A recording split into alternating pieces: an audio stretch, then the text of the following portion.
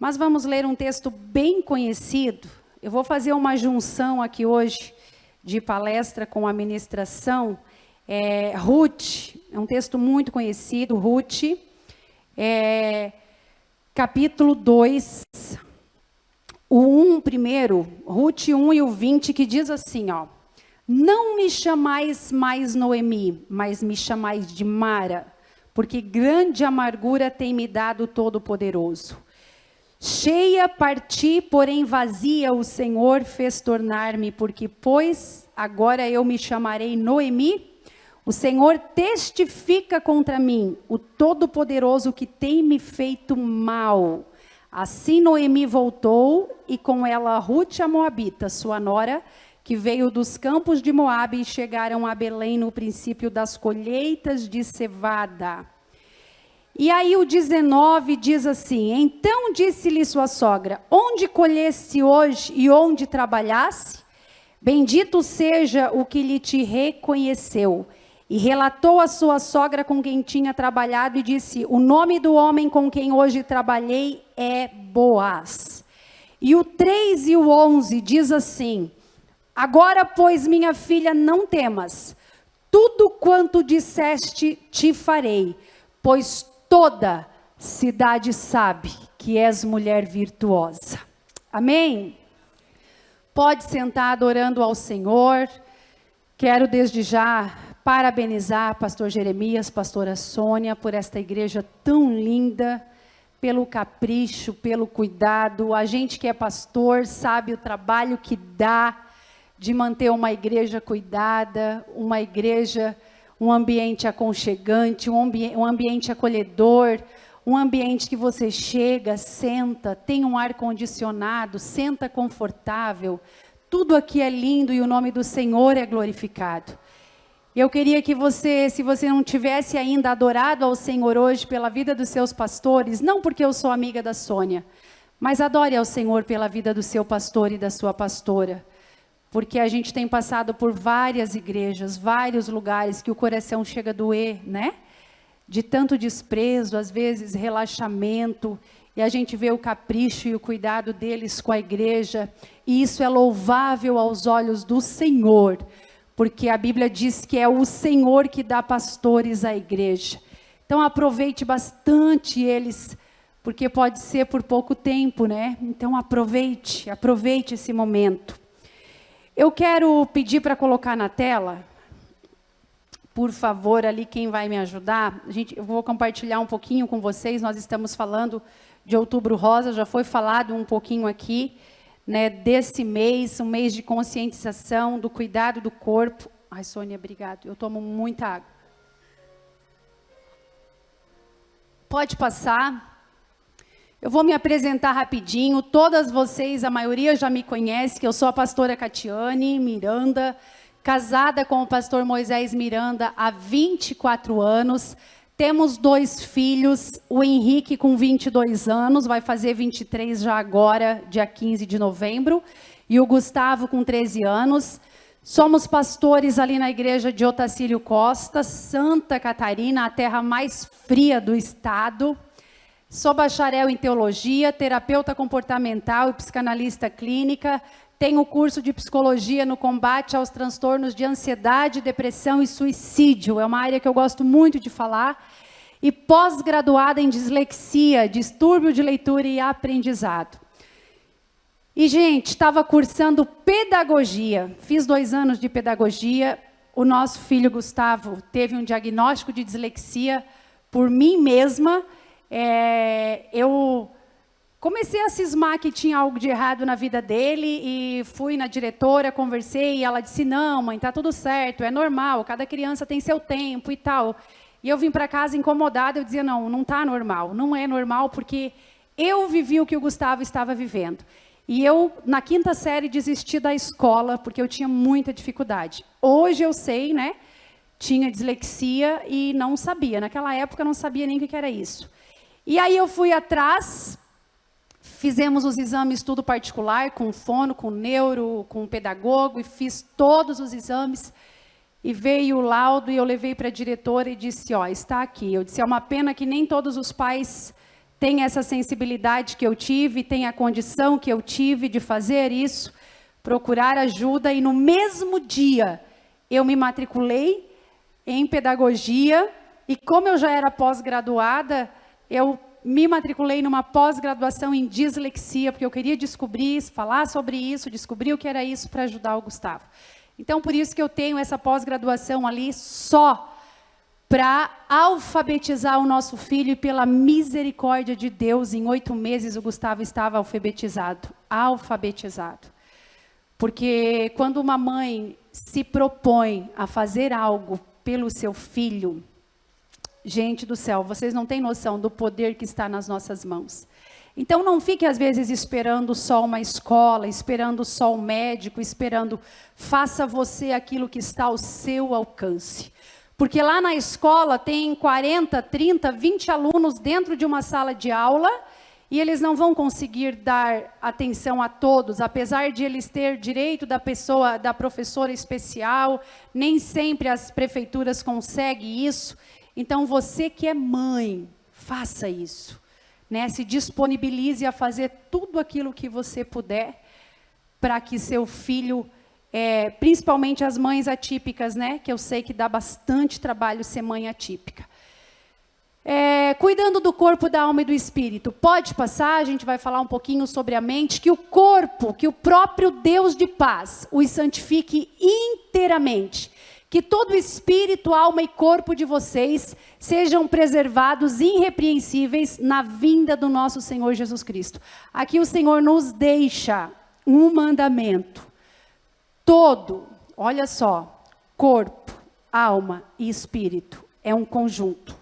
Eu não posso cuidar de um e esquecer de outro. Eu não posso deixar um fora.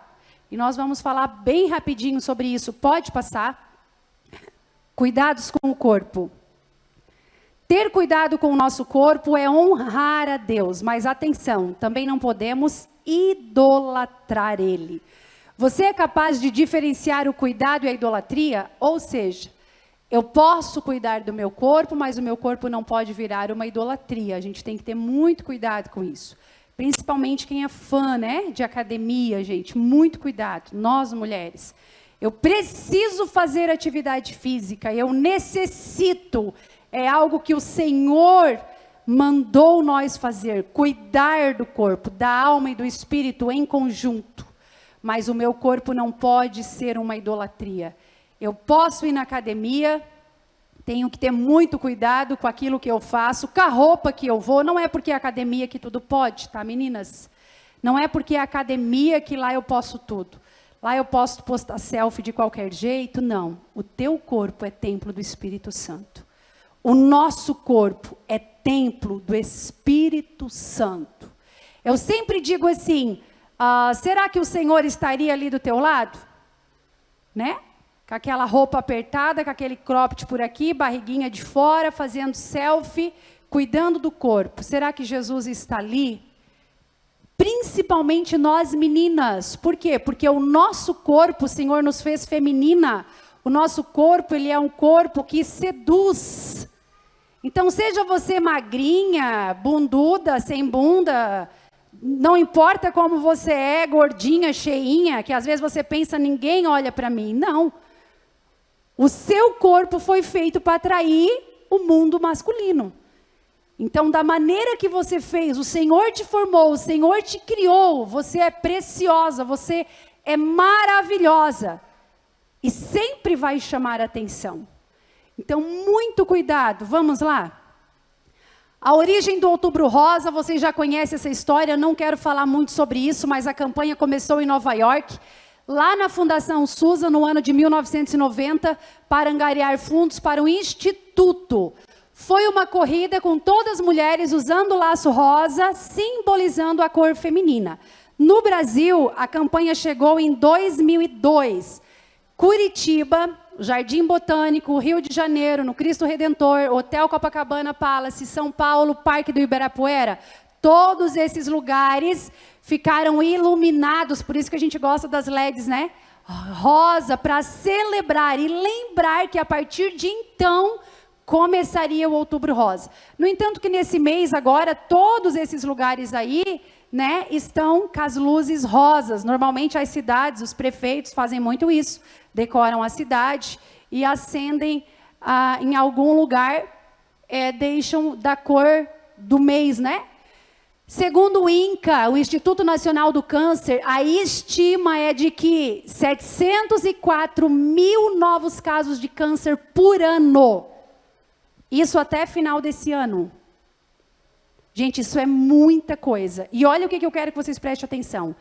30% dos novos casos poderiam ser evitados com a adoção de práticas saudáveis. Eu tive o câncer, eu vivenciei o câncer. E quando eu descobri que eu fui no médico, a primeira coisa, né? Sua avó teve câncer? Seu pai teve câncer? Sua mãe teve câncer? Não. Ninguém teve câncer. Ou seja, não é genético. É que a medicina, eles têm um padrão a seguir, né? É isso ou isso. E aí eu fiquei incomodada com aquilo, porque toda doença para a medicina, quase toda, é genética. Teu pai morreu de coração, você vai morrer de coração e todo mundo vai morrer de coração. E aquilo me incomodou. Quando eu tive câncer, que ninguém teve câncer, eu comecei a pesquisar sobre o câncer. E aí eu estudei muito, e vocês sabem quantos % que é genético? 30% genético. Ou seja, 70% é o meu estilo de vida. Isso é muito forte. A minha avó pode ter morrido de câncer, a minha mãe de câncer, não sei quem de câncer, a minha tata, a minha bisa, a minha tia, a minha irmã, mas se eu tomar uma posição de mudar o estilo de vida, o Todo-Poderoso pode intervir na minha vida através do momento que eu entro em ação. Por que toda a família morre com a mesma doença? Eu quero que vocês prestem bastante atenção sobre isso. Meu avô era cardio, minha tia morreu de infarto, meu avô de infarto, não sei quem de infarto, não sei mais quem de infarto. Porque todo mundo sentava na mesma mesa, comia as mesmas gorduras, comia os mesmos queijos, as mesmas carnes gordurosas. E aí é onde entra o genético, gente. Nós acostumamos o seu ambiente, os seus filhos são aquilo que você é. Os seus filhos vão comer aquilo que você come. A princípio você pode dizer, mas agora o fulano não come isso, principalmente quem tem crianças menores. Mas daqui a pouco vai crescer, passar a adolescência, vai todo mundo vir para a mesa comer tudo igual. E aí é onde entra a genética, que a gente vira tudo o mesmo bolo, bota tudo no mesmo saco e morre tudo junto da mesma doença. Mas a partir do momento, eu gosto de falar muito sobre isso. Quando José do Egito, ele foi diagnosticado como um Zé Ninguém. Ele foi diagnosticado como desprezível, como abandonado, vendido pelos seus próprios irmãos. Mas o Senhor permite ele ir a um lugar, vocês sabem da história, ele vai à prisão e da prisão, o Senhor torna ele governador do Egito, através dos sonhos que o Senhor deu para ele, do copeiro, vocês sabem toda essa história. Mas o que eu quero chegar a dizer é que quando ele estava lá, como se eu hoje estivesse aqui, ministrando, palestrando, José do Egito está aqui, e lá chegam os irmãos dele, e eles não o reconhecem, porque a última vez que eles tinham visto José, foi na caverna, na cisterna, sujo, maltrapilho. Aí o Senhor tira ele lá daquele lugar e traz ele aqui para cima. Coloca entre os príncipes. E aí eu creio que alguém chegou e disse, José, ele reconhece os irmãos. Os teus irmãos estão aí agora, vamos matar, vamos jogar fora, vamos fazer o quê? Ele diz, não. É hora de nós prepararmos uma mesa e eu servi-los. É hora da minha genética e do meu espírito hereditário acabar aqui. É hora de eu virar esse cativeiro e começar a dar vida nova para minha família, para minha casa e para aqueles que me rodeiam. Até aqui existia uma maldição, até aqui existia falta de perdão, até aqui existia algo hereditário, mas de agora em diante eu dou um ponto final nessa história e começo uma vida nova. E é isso que eu e você precisamos crer. Deus dá a faca e o queijo na mão, aquele ditado bem comum. Mas o que eu vou fazer com isso? Eu fui diagnosticada com câncer e agora? Vou continuar tendo o estilo de vida que eu tinha? Não, gente, eu não posso. De momento algum, pode passar.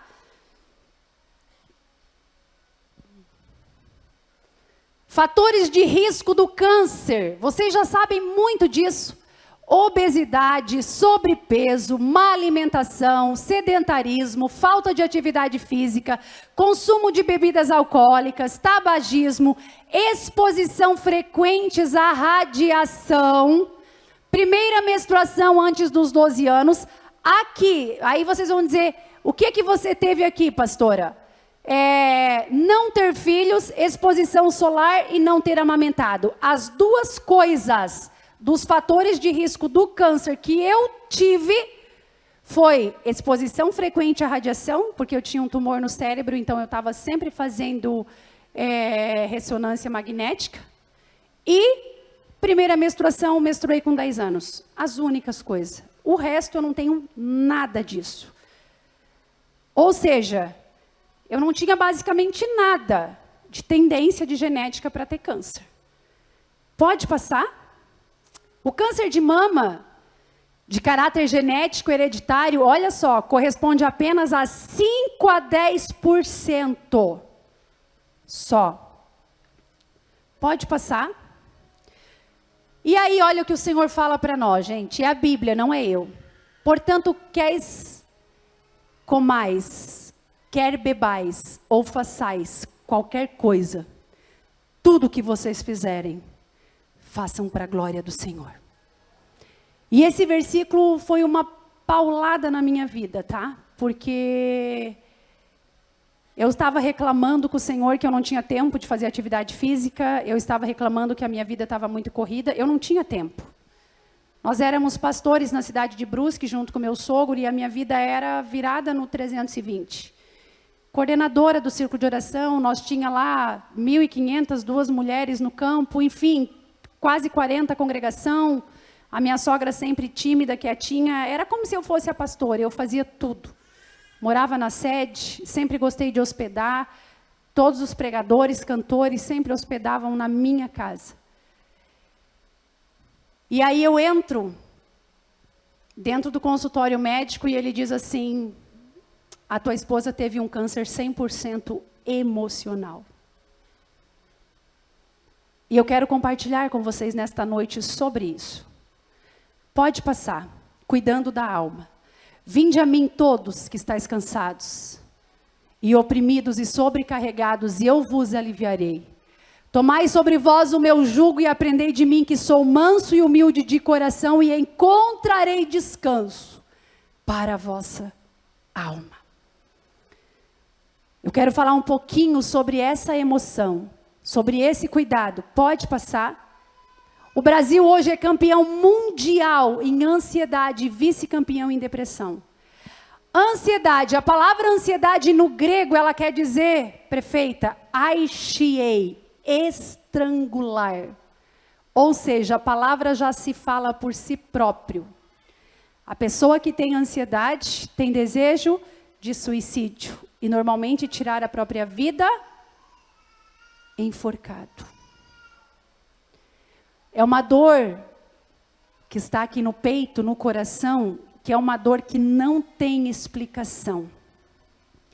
Eu atendo pessoas que chegam no consultório, no gabinete pastoral, que é onde eu atendo. Pastor, eu estou com arritmia cardíaca, eu estou assim, eu acho que eu estou com, vai me dar um infarto, vai me dar um AVC, vai me dar, não sei o que vai me dar, mas vai me dar. Estou morrendo. Aí você corre lá no plantão, com aquela arritmia cardíaca, com o coração a 200 por hora. Chega lá, o médico faz um eletrocardiograma, faz um ecocardiograma e diz: nós não temos nada aqui. É a dor da alma. É a dor da alma que só quem passa por ela sabe explicar o quão forte e intensa ela é. A dor da alma. Olha só, significa estrangular, sufocar, oprimir ou reprimir. Você reprime a dor. Você guarda ela para você. Eu atendo mulheres que já passaram, e eu estou lançando esse mês o meu livro. E eu falo um pouco sobre isso, que eu vivi uma depressão, que nem o meu esposo soube. Eu atendo mulheres que passaram e passam pelo câncer, que nem o esposo sabe. A pregadora Tati Lemos, sábado passado, ministrou para nós no Outubro Rosa, e ela falou sobre a mãe dela. Que quando a mãe dela passou muito mal e precisou ser atendida, a enfermeira chamou eles de urgência e disse assim: a sua mãe não tem mais nem peito. O câncer já tomou conta. Ela disse: como assim? É a dor da alma. Pode passar. Qual órgão que é raríssimo dar câncer? Gente, isso aqui é magnífico. Extraordinário. Alguém aqui já viu alguém com câncer de coração? Levanta a mão. Quem já viu? Olha que Deus maravilhoso. Olha que Deus fantástico. Olha só, o coração, você sabe por que não dá câncer? Porque as células do coração encerram o ciclo de divisão celular ainda na adolescência. A partir de então, elas só crescem, e para ter câncer precisa ter a divisão de células. Que Deus maravilhoso, porque Ele nunca para, Ele só recebe e joga a vida. A Bíblia diz que do coração é que sai todas as profundezas, as impurezas da vida. É lá no âmago da alma, é lá no interior. Lá onde o médico não consegue ver. Pode passar. Pessoas feridas ferem pessoas, pessoas amadas amam pessoas. Pessoas chatas chateiam pessoas. Pessoas curadas curam pessoas. Pessoas transformadas transformam pessoas. Pessoas amarguradas amarguram pessoas. Pessoas gratas gratificam pessoas. Quem eu sou interfere diariamente em quem está ao meu lado. Seja grata, seja amada, seja transformada e seja curada. Será que nós conseguimos cumprir essa frase? Como ser grata em tempos tão difíceis? Como ser amável com um marido mal amado? Pode passar. E aí vem os fatores biológicos, sociais e psicológicos, quando essa doença te afeta. Como curar o corpo? Eu coloquei aqui poucas coisas. Reconhecer que precisa de ajuda, faça tratamento adequado, aprenda com as oportunidades, entenda em que Cristo há esperança, controle sua respiração para as mais ansiosas, né? As coléricas e as sanguíneas, igual a pastora Catiane. Respire até 80. Praticar atividade física. Gente, essa atividade física, eu queria deixar um conselho para vocês. Não é sobre ir numa academia todo dia. É sobre você pegar e fazer uma caminhada na sua cidade, na praça, ao redor da sua casa, dentro da sua casa, ao redor da sua mesa. Aonde for, você precisa fazer. Quando eu atendo pessoas, eu pergunto: você está fazendo atividade física? Não, então só volte aqui depois que estiver. Eu não posso negligenciar algo que o Senhor está pedindo para nós e exigindo que o seu corpo seja irrepreensível. Aí eu me entupo de alimento, aí eu me entupo de comida, aí eu estou cheia de colesterol, estou cheia de diabetes. Aí isso aí é só a brecha, aonde vai me dar os fatores biológicos e físicos da doença. Aí eu venho para quinta-feira e eu quero que Jesus me cure, aí ele vai fazer como eu estava fazendo lá. Eu não tenho tempo, Sônia, de fazer atividade física. E eu estava falando para o Senhor, mas eu não tenho tempo. Aí um dia, era 8h30 da manhã, alguém aperta na campainha do meu apartamento. E aí toca e meu esposo vai atender, era uma loja. É aqui que mora a Catiane, sim. Nós temos um presente para ela. E os caras vieram entrando no corredor com aquela coisa enorme e grandona, eu achei que era uma geladeira. Sabe o que que era? Vocês sabem, né? Uma esteira.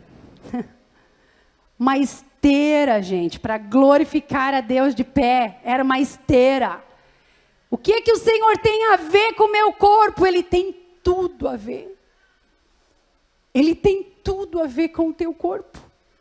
Ele disse, se você não tem tempo de ir à academia, a academia vai vir até você. É isso que você precisa. E naquela semana, eu fazendo o meu devocional, eu vou ler a Bíblia em Gênesis. Acho que é 2:9, 3:9. E o Senhor diz assim, de toda a semente da terra, de toda a árvore, de todo fruto, isso tu comerás. O resto, Catiane, os embutidos, os embalados, tu não vai comer. O Senhor já estava me preparando. Como assim não vou comer? Porque aí quando eu descobri que estava doente, o endocrinologista disse, você não vai mais comer açúcar, mocinha.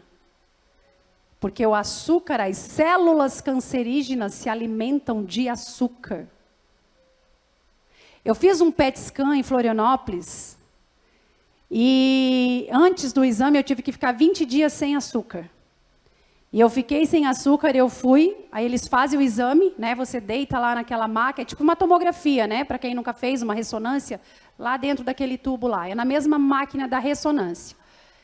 E aí você entra lá e a televisão fica assim mostrando você lá dentro, né? E as células tentando achar onde tem nódulos. E ali procurando, e não tinha nada, meu corpo estava zerado de açúcar. Aí eles voltam você, eles injetam a glicemia e botam você de volta, como se fosse o contraste. E aí quando tem glicemia no sangue, aí começa lá a aparecer. Aí apareceu tumor em tudo quanto é lado. Eu estava com 60 dias de cirurgia. O Senhor tinha nos levado assumir a presidência lá em Palmitos, me tirou de Brusque, 700 quilômetros de distância, 40 dias de cirurgia. Mas o Senhor falou que nos levaria a uma nova terra e viveria um novo tempo. E com 60 dias, eu fui fazer o PET scan para ver como estava a cirurgia. E aí ali eu descubro 4 nódulos num seio, 3 no outro, 2 no pulmão e 1 na cervical. E o Senhor dizendo assim, quando todos os meus medos já não cabem mais em mim, quando o céu está de bronze e parece que é o fim, quando o vento está revolto e o mar não quer se acalmar, quando as horas do relógio se demoram a passar, muitas vezes não consigo os teus planos compreender, mas prefiro confiar sem... Você está confiando sem entender, porque olha o que ele diz, eu creio em ti. Você está crendo? Eu creio em ti. Olha só, descansa. É fácil descansar? É fácil descansar? Amém. comece a sorrir. Me ajuda. Olha o que ele diz. O que eu tenho é bem melhor, pois só eu sei do amanhã. Então recebe o abraço meu, pois da tua vida cuido eu cuido de ti, eu cuido de ti, descansa em mim, comece a sorrir. O Senhor está aqui, Ele está dizendo que o que Ele tem, o que eu tenho é bem melhor. É bem melhor o que Ele tem. Você pode não estar entendendo agora, mas amanhã você entenderá. Porque o meu desejo era ouvir do médico que estava tudo bem. Nesta noite Ele está aqui abraçando mulheres e abraçando vidas. Cuido eu, Ele não perdeu o controle, aleluia. Pode voltar lá. Eu cuido. Ele cuida de ti, Ele cuida da tua casa, Ele cuida da tua família, Ele cuida do teu esposo, Ele cuida da cidade perfeita. Ele ainda tem o controle da situação. E Ele mostrou para nós, na pandemia, que nós podemos perder o controle e a rédea, mas Ele ainda tem o controle. O Senhor está aqui. Eu quero finalizar aqui, porque eu quero falar um pouquinho dessa palavra, o cuidado do corpo. Pode passar. Depois eu posso tirar fotinho e dar para a pastora Sônia. Como curar o corpo, a alma e o espírito. Gente, a vitamina D, vitamina B12, magnésio, fitoterapêuticos, erva, chá, meditação, devocional diário com Deus. Pegue sol diariamente. A minha vitamina D, sabe quanto estava agora? Eu fiz uma cirurgia agora, em abril, uma esterectomia total. A minha vitamina D estava em 8. Como que uma pessoa com uma vitamina D vai sobreviver? 80% das mulheres que eu atendo no consultório não é depressão e ansiedade, é falta de vitamina. Pode passar. Tenha coragem, persistência, exerça a fé. Problemas são temporais e as bênçãos são eternas. Segura aqui, Késia. Eu quero falar um pouquinho. E aí depois eu vou compartilhar com vocês o último banner. Eu quero falar só um pouquinho ali das faltas de vitamina. Depois eu vou falar as 4 vitaminas da felicidade. Que está muito alinhada à ansiedade, à depressão. E não é ansiedade e depressão, muitas vezes, é só falta de vitamina. Principalmente quem tem problema de tireoide, que é o meu caso. E nós lemos aqui na palavra do Senhor essa história que vocês todas conhecem. Ruth era nora de Elimeleque, um homem pobre, que habitava e migrava da cidade de Belém para a casa do pão, a terra do pão. Lá eles casaram com as filhas de Noemi, vocês sabem disso, Ruth e órfão. E eles morrem, Noemi fica viúva, e Ruth fica viúva, e órfão fica viúva, e eles decidem sair daquela terra, procurar outra terra.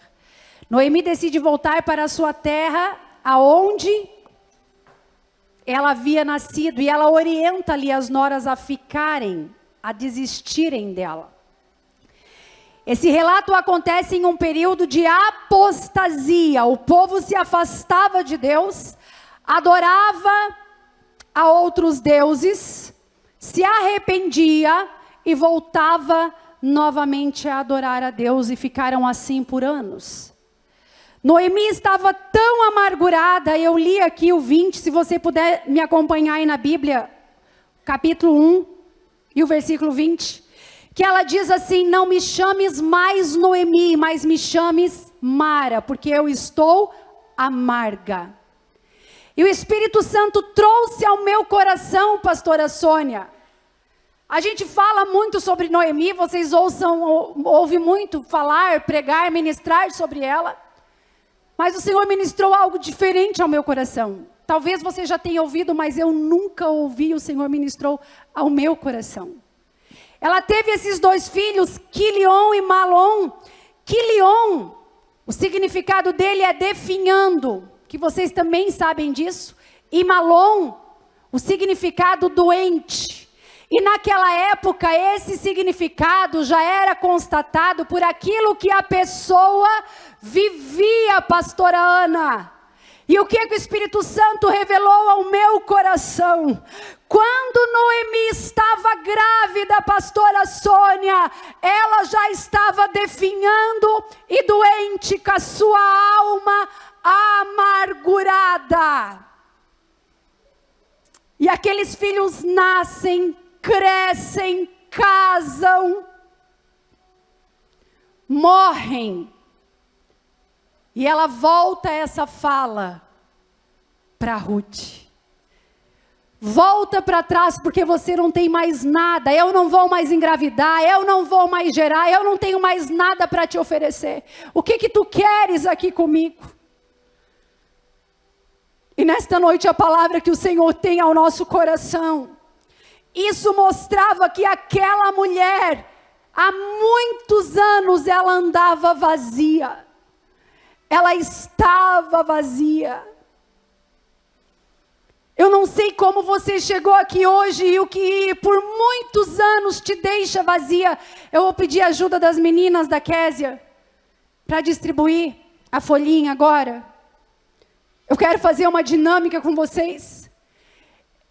Eu não sei aqui a história de ninguém daqui. Aonde tu nasceu, aonde tu cresceu, aonde tu viveu, com quem você casou, como foi a sua relação de criança com seus pais. Eu não sei nada sobre vocês, mas o Senhor sabe. E Noemi, ela tinha essa história frustrada, amargurada. Ela saiu, Belém era a casa do pão. Ela saiu da casa do pão, aonde havia vida, aonde havia fartura. Mas por um momento aquela cidade passa por um período de escassez. Vocês imaginem Catanduvas passar por uma crise financeira. Aí vocês todos pegam e abandonam a cidade. E aí daqui um ano Deus começa a prosperar de novo essa cidade. E vocês voltam para cá. Será que o Senhor não tinha propósito que vocês ficassem aqui, passassem pelo processo aqui? Por que nós temos uma facilidade de viver somente o melhor desta terra? Mas quando as coisas apertam, a gente quer fugir. A gente quer correr. Mas muitas vezes, o problema, a dor, está dentro de mim mesma. Como estava em Noemi. Ela já estava definhando como significava o seu filho. Ela já gerou com dores. Ela já engravidou angustiada. Ela já foi uma mulher aflita. E aí no meio do caminho ela pede para as noras voltar. Olha o quão desanimada ela estava. Eu quero falar para vocês aqui das decisões de Ruth, bem rápido. Em primeiro lugar, Ruth toma uma posição. Não era o povo dela, não era a linhagem dela, não era a origem dela. Mas ela decide caminhar, sem saber para onde ia, em um povo diferente, em um rumo diferente, em um projeto diferente.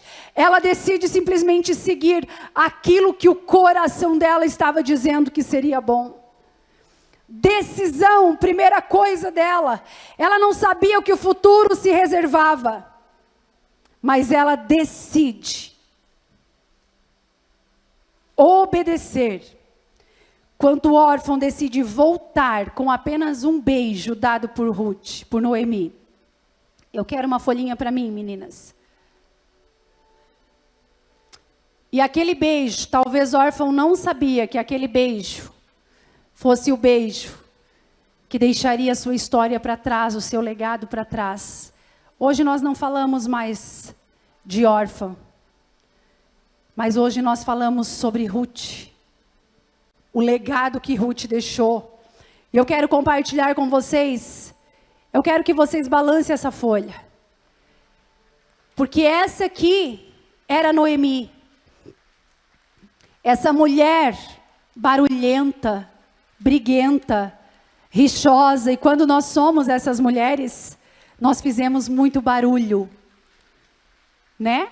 Nós somos birrentas, orgulhosas, mandonas, falonas. Mas por que tudo isso? E eu quero que você vá fazendo comigo. Talvez você diga assim, pastora Cátia, você não sabe o que aconteceu comigo. Vá fazendo assim. Talvez você é fruto de uma gestação abusiva.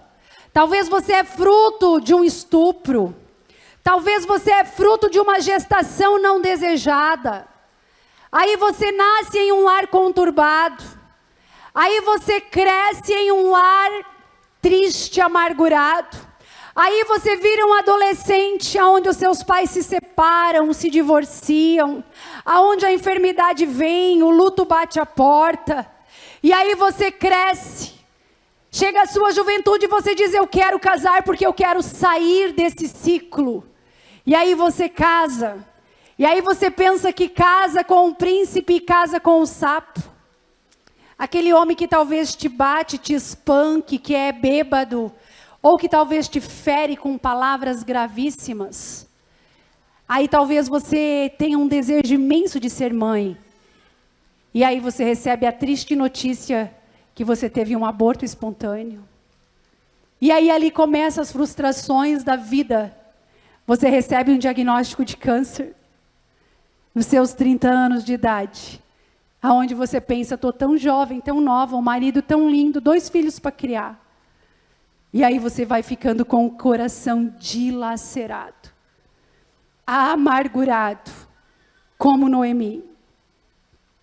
Mas nós que estamos aqui nesta noite, todas nós aqui, já encontramos e já ouvimos falar do Todo-Poderoso Jesus Cristo.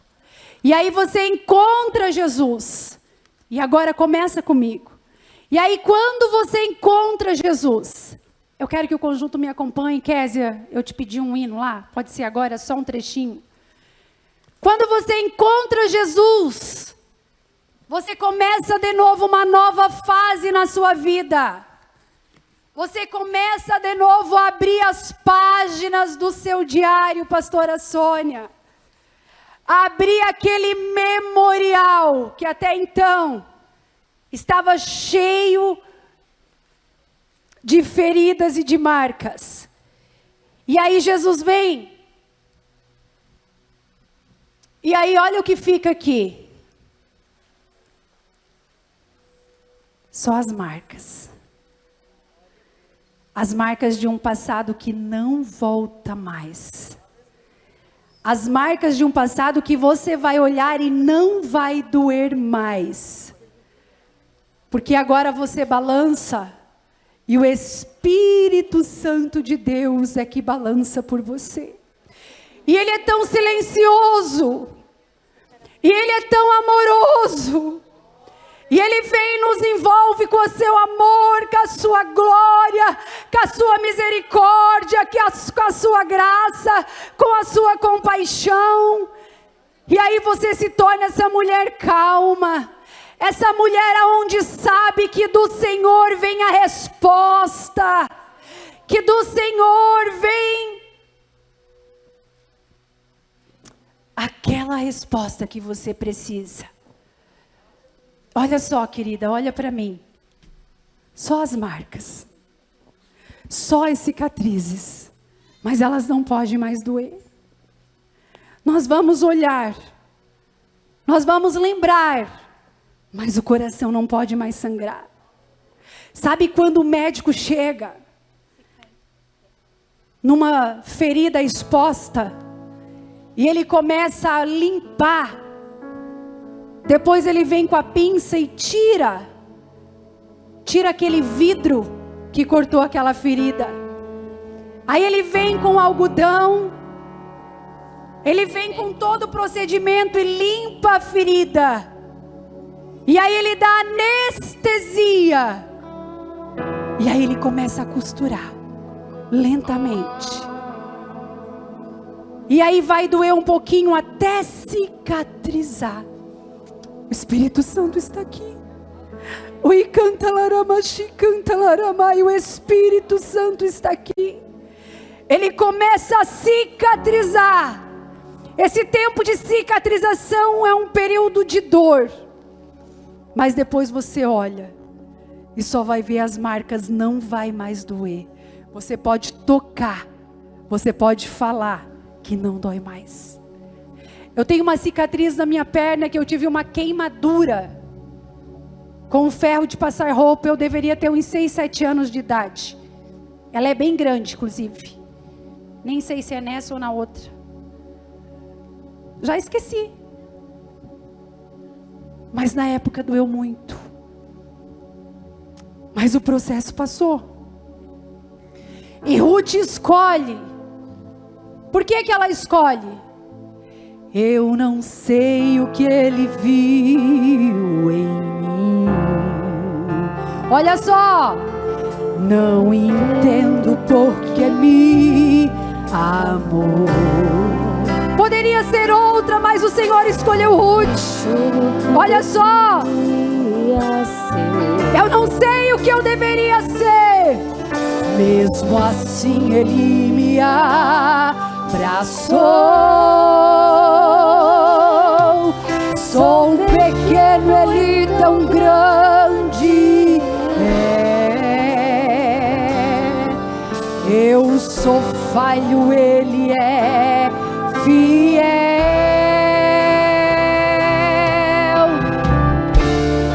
O que eu deveria era morrer, mas olha o que ele fez. Aleluia! Mas ele me prometeu o céu.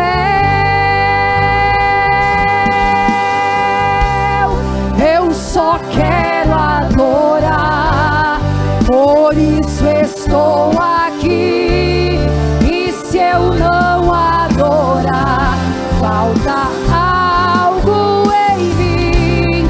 Eu jamais sabe por que, Senhor, que tu me escolheu.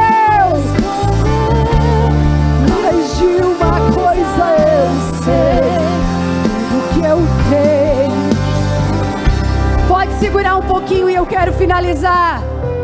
Quando o Senhor vê a lealdade de Ruth, Boaz chega e fala àqueles moços: quem é aquela moça? Ele viu algo diferente. E aí eles contam a história e falam, e ele diz assim: eu não quero que ninguém toque nela. Aleluia! O Espírito Santo não vai permitir que ninguém toque na tua vida, na tua casa e na tua família. Ele diz: deixe que as espigas caem. E Ruth era uma moabita, aonde aqueles homens ali pela lei poderiam usar ela, abusar dela sexualmente. Mas ele diz: eu não quero que a toquem, porque existe algo diferente nela. E nesta noite o Senhor está aqui porque Ele te escolheu. E Ele diz: eu não permito que nada toque na tua vida, porque existe algo diferente em você. Ele está vendo algo diferente na tua casa. E eu quero finalizar, porque assim como Deus levantou Boaz, lá naquele dia, Ruth era apenas uma colhedeira de espigas. Mas de colhedeira de espigas, o Senhor tornou ela dona da seara. E nesta noite o Senhor te trouxe aqui mais uma vez. De colhedeira de espigas, o Senhor te tornará dona da seara. Aquieta o teu coração, porque ele ainda não perdeu o controle.